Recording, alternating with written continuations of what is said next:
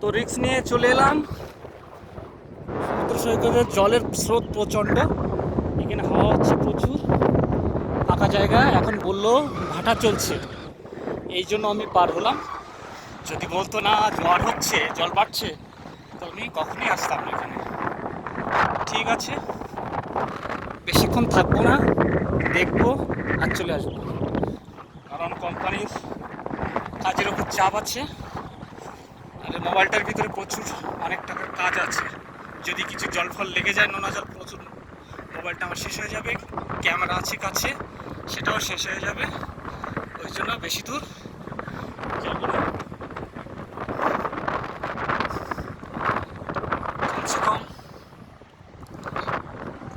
Mobile camera নিয়ে প্রায় 40,000 টাকার জিনিস আছে কাছে, আর কাজ আছে 40,000 টাকার। মোটমাট 80,000 টাকার জিনিস নষ্ট হয়ে যাবে। এই জন্য আমাকে অতি শীঘ্র এখান থেকে বেরোতে হবে। তো এখানে দেখা যাচ্ছে এখনো সমুদ্র প্রায় 1/2 কিলোমিটার, যা দেখতে পাচ্ছি।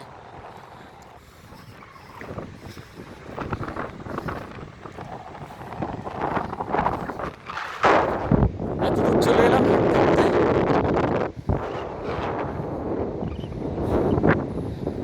অনেকেই দেখে সব পিছিয়ে আসছে। এখন ঘোলা, বর্ষার সময় তো, ভাদ্র মাস প্রায় শেষের দিকে। আপনারা দেখছেন এখানে কাজেই এসছি কোম্পানির থেকে।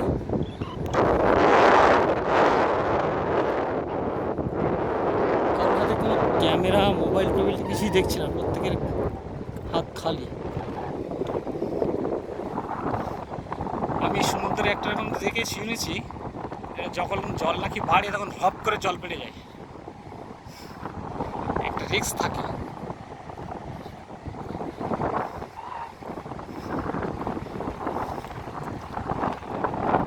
নো প্রবলেম, ভয়ের কোনো কারণ নেই। সাঁতার তো জানি, কিন্তু জানলে কি হবে, বিপদ তো আসতেই পারে।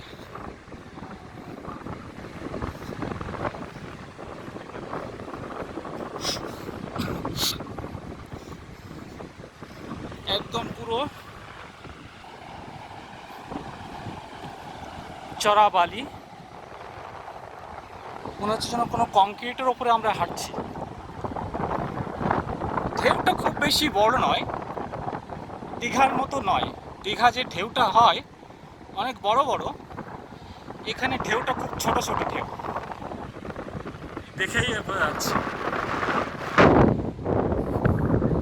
আমি জাস্ট দেখেই চলে যাব।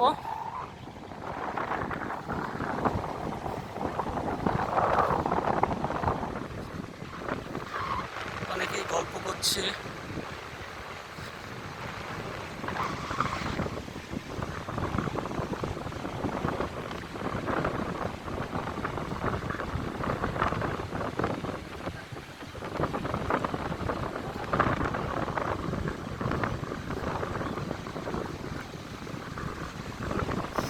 আমার ক্যামেরাটার লেন্সটা মোটরসাইকেল চালাতে গিয়ে বসে গেছে, অ্যাক্সিডেন্টে পড়ে গিয়েছিলাম।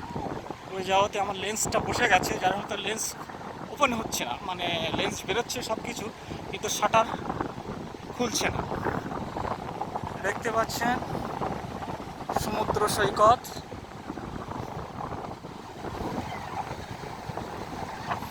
মোবাইলটা সাবধানে রাখতে হচ্ছে, কোনো রকমের অ্যাক্সিডেন্টাল কিছু করলে হবে না। চলে এসছি সমুদ্রের কাছাকাছি, নিকটবর্তী জায়গা। তো দেখে নিলাম, এখানে দেখার বেশি কিছু নেই, জল আর জল, চারিদিকে জল আর জল।